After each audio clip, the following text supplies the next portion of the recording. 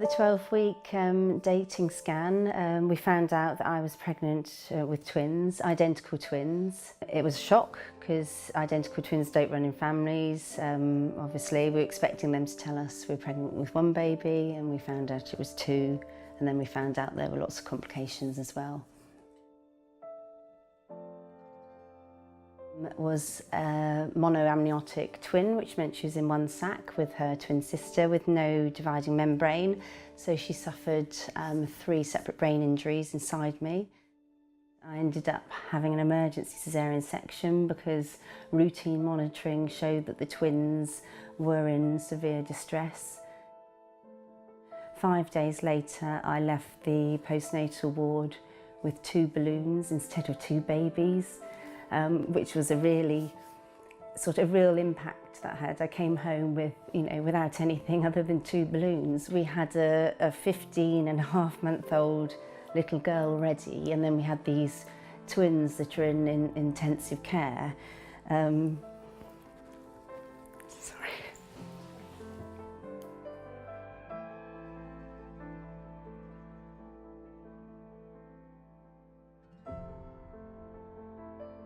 We looked back on the photos, we didn't realise how poorly she looked actually until you start going back and reminiscing, and she just looked awful. She would just turn as blue as your pair of jeans while you were holding her, and you'd suddenly realise she stopped and everybody would come running, and I would sit next to her breastfeeding Eloise whilst my daughter's on her 7th resuscitation, and then have to phone my husband at lunchtime to tell him what's happened. So. Yeah, we're here, so we got out the other side, but it was hard.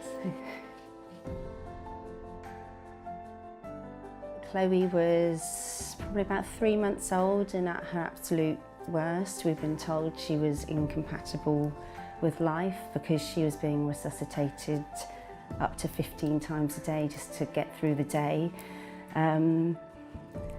And one of the ladies from Julia's House came to speak to me, and I thought it would all be about Chloe's end of life. Julia's House is a children's hospice, and we're here to provide care for children who have life-limited and life-threatening conditions. We provide that regular breaks for the families to just allow them to get on with their lives and cope. It may be that we're looking after the children in the hospice, but it may be that we're looking after them at home as well. A couple of hours every week just to give the family a little bit of a break, or the kids come in here for a day or for a whole weekend. We try and make the sessions as fun as we possibly can.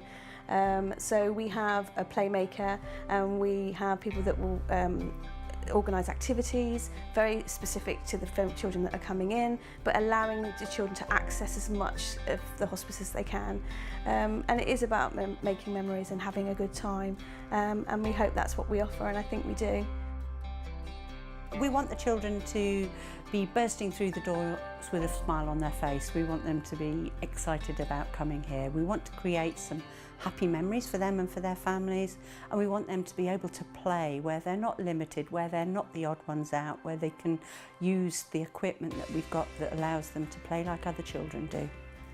It's just been such a lifeline, because with a baby like Chloe, you're isolated from the outside world, so just to have some friendly faces come in on a regular basis is just something I look forward to. I know I can rely on them, and that Chloe's going to be safe with them, and that maybe I could take Chloe's sisters out whilst Julia's House are at home with my daughter.